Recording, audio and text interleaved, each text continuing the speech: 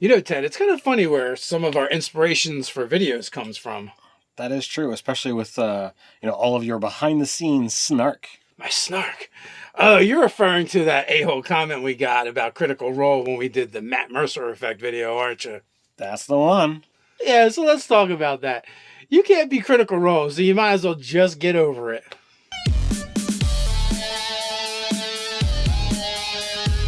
Welcome to Nerdarchy. For nerds, by nerds, I'm Nerdarchy Steve, and as usual, I'm hanging out with this nerd. Nerdarchy Ted. Hey, maybe it's your first time hanging out in Ted's basement. It's a place where we like to discuss news, reviews, and homebrews for 5th edition Dungeons & Dragons, and sometimes we even talk about other role-playing games. So if you don't want to miss a single video, don't forget to hit that subscribe button and attune to that notification bell. Alright, so we're going to dive into it. We're going to talk about this idea that, you know what, your group is probably never going to be Critical Role, and you should probably just get over it. And you know what? That's okay, too. Are you saying I can't be Critical Role? No, only Critical Role can be. But you can be something just as good or better. And we'll get into that. This is a big topic, and there's a lot of people out there who adore and love Critical Role.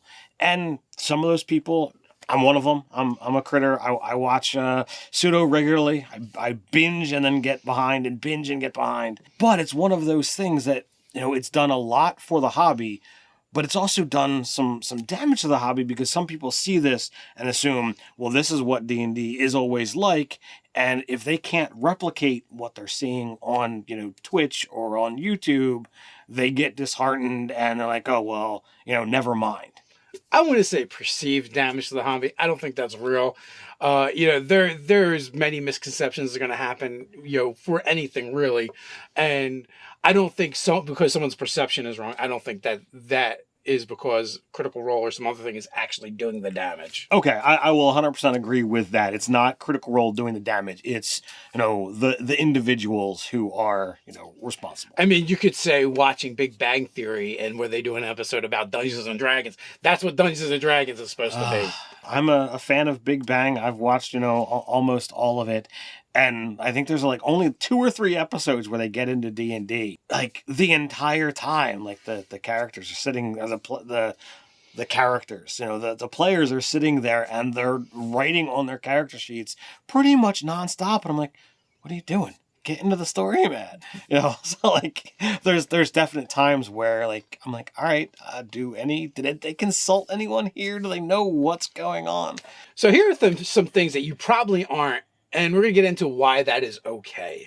In order to become Critical Role, you need to have several aspects, that go together in order to make that fantastic show. It's like a bunch of puzzle pieces that have to be assembled, really. Exactly. And I think first and foremost, is your group made up of professional actors, voice actors at your table? Right, experienced as well. They've been doing it for a while. They're trained to do this thing, and also it's also usually it's like a specific type of actor too. Like I've seen different shows that have had actors on them, and they're not all actors are created equally, because there's a huge difference between like a theatrical actor, and someone who does TV and film. Also, also improv actors. I would say the improv and the theatrical and stage actors actually make much better role players, and they're able to adapt to whatever's going on. So it's not even just like any actor or voice actor. Like it's like a specific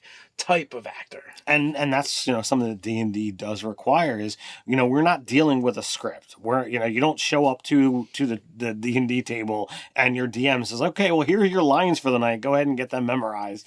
No, you have to react to what's going on. So if you don't have the ability to get into character, voice your character, and really attach yourself to the scene and the other characters around you, you're not going to do the same thing that other professionals are going to do. Along those same lines, these players have been gaming and gaming together for an awful long time. So how long has your table been playing D&D together?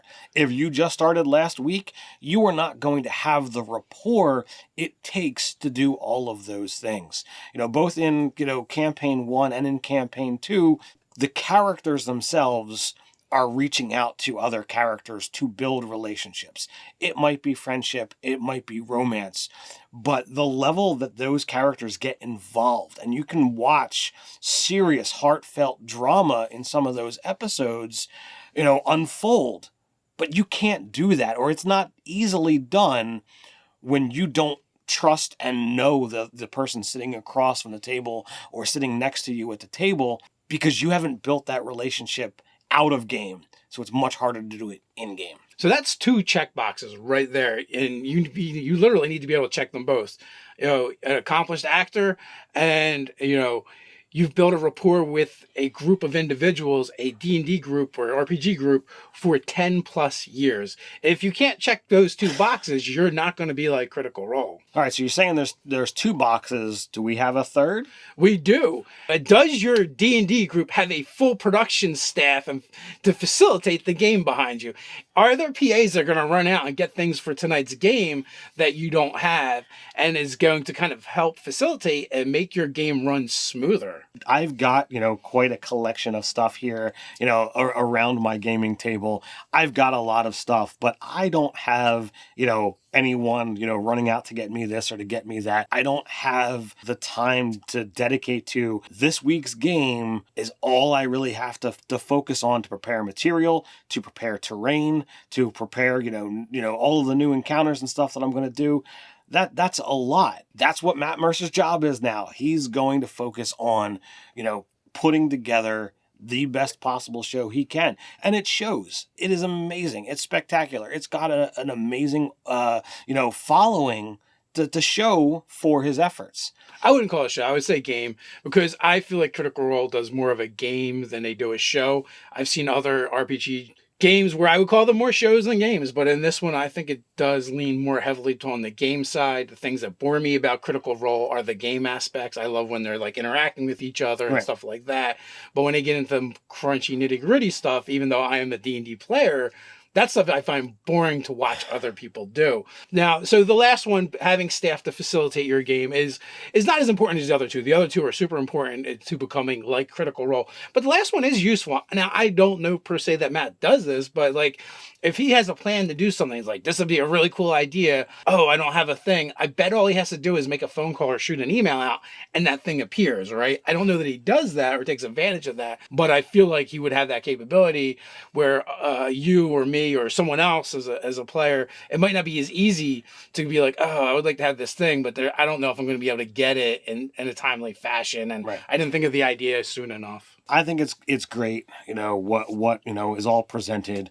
They've got some, fantastic miniatures that, are all a part of it. They get their minis, made. They even got their miniatures made for their individual characters. But there's other miniatures that you might want to look at.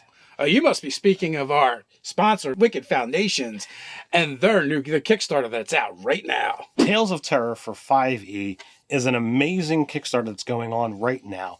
You can get these amazingly unique miniatures to add to your 5th edition tabletop game. But that's not all. They actually have a stat book for all of these unique monsters. So you can just get the stat book if you want for these cool new monsters, or you can get the blocks. There's the Blood-Soaked Toys, there's the Orphanarium, and there's the Blossom of Pestilence.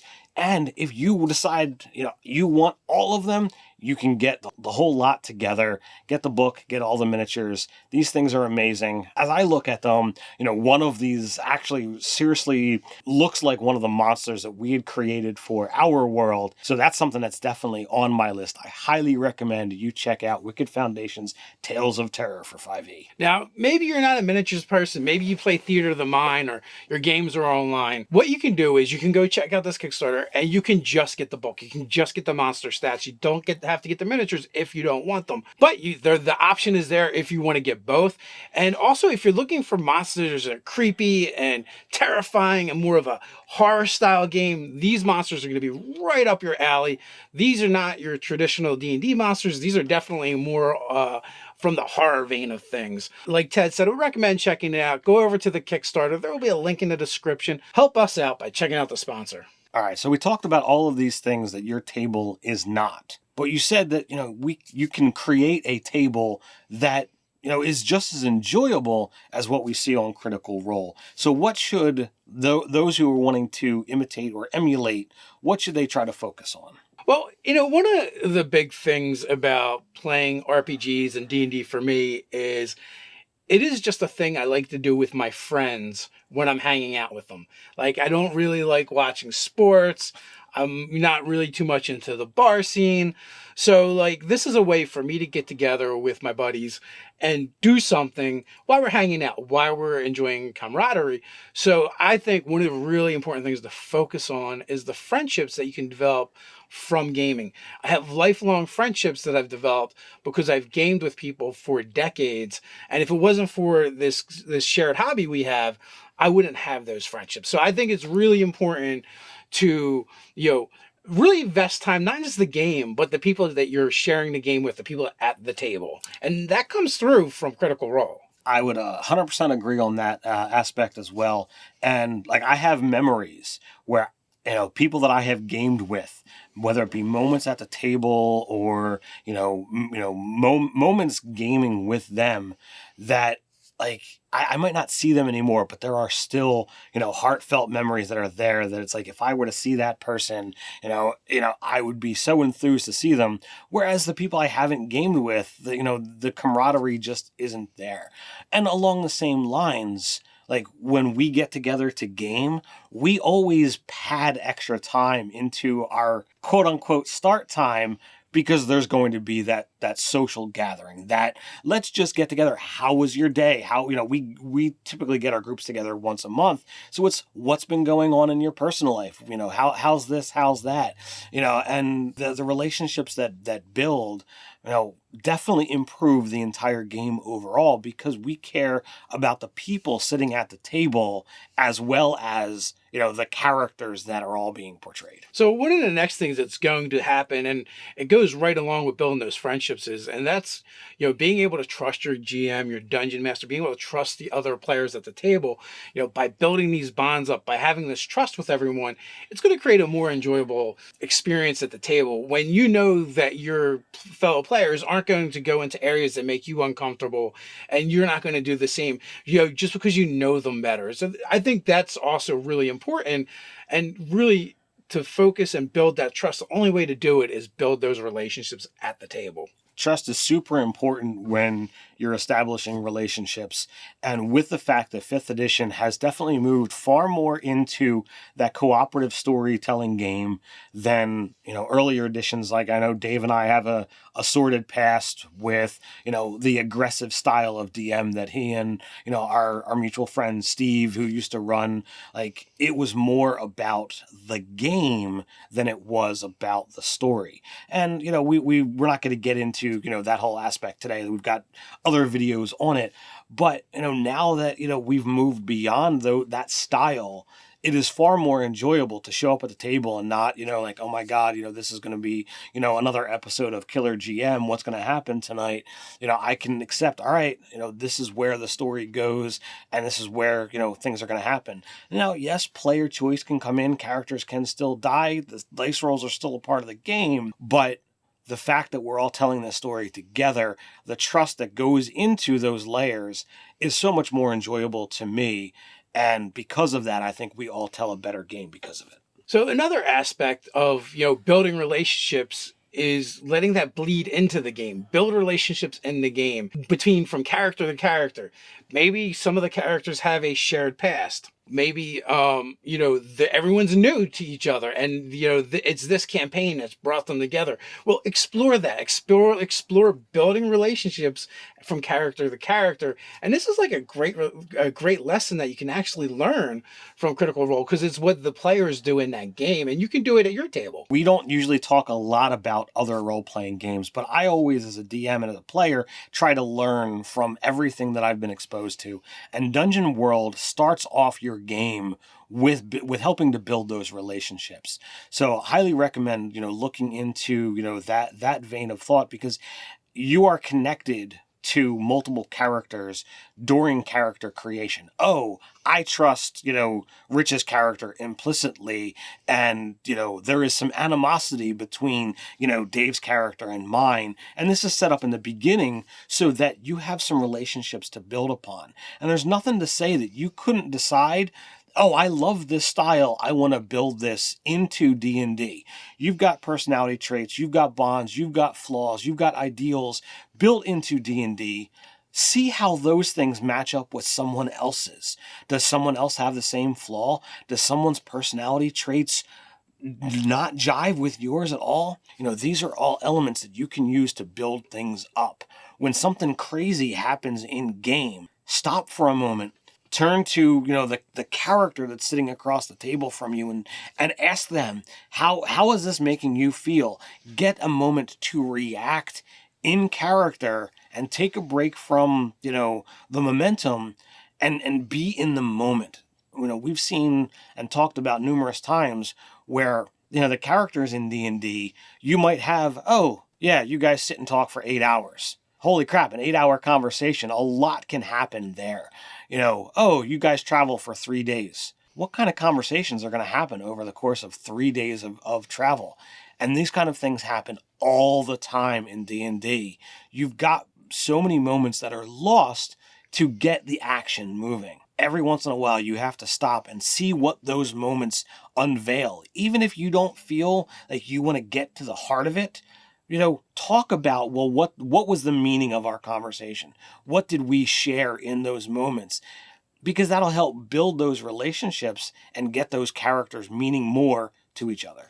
Or you could go the other way. Like you said, you could touch base with the other character and be like, hey, here's some things that might have come up, and how do we want to role play this going forward? Like, so it can inform some of your other decisions. Like, maybe it wasn't a bonding moment. Maybe it was the opposite. Like, now there's animosity between those characters, or they have a difference of opinions on things. But you can role play it later, even though you're not going to role play the 3 days of travel, but, you could just message each other or talk about it out of game and be like, hey, let's do this thing. Let's have a change in the story between our characters. So that's definitely a thing you can do. Now, the other thing I would recommend is look at other groups that aren't Critical Role. Look at other shows, see how they do things. You can gain so much information and so many new skill sets just by exploring and seeing what other people do. You might like how another group does a particular thing better than the way Critical Role does it, or, vice versa. So, there are so many different shows out there.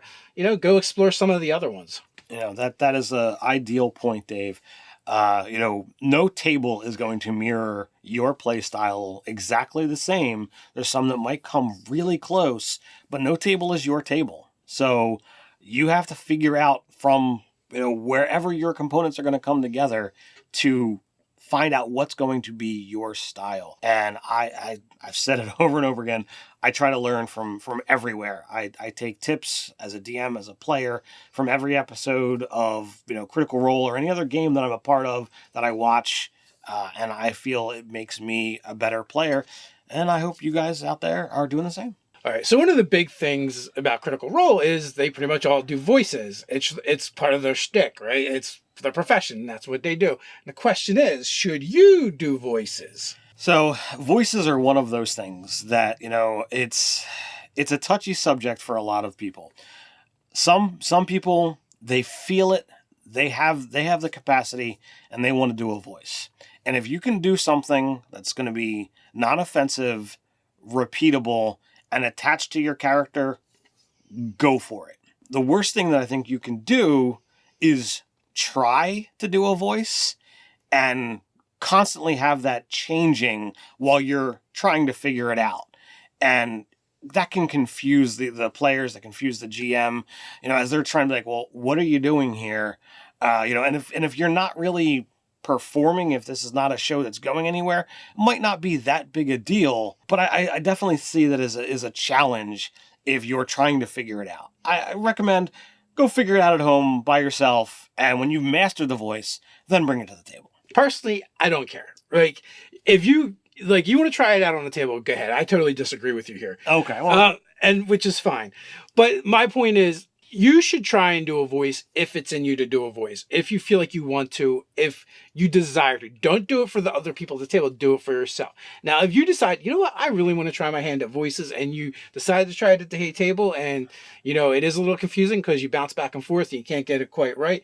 I don't think it matters. I don't think whatever confusion, I don't think you're going to cause confusion at the table. I think people still know your character, and they're probably going to recognize that you're just trying to figure out getting a voice. Probably not a big deal.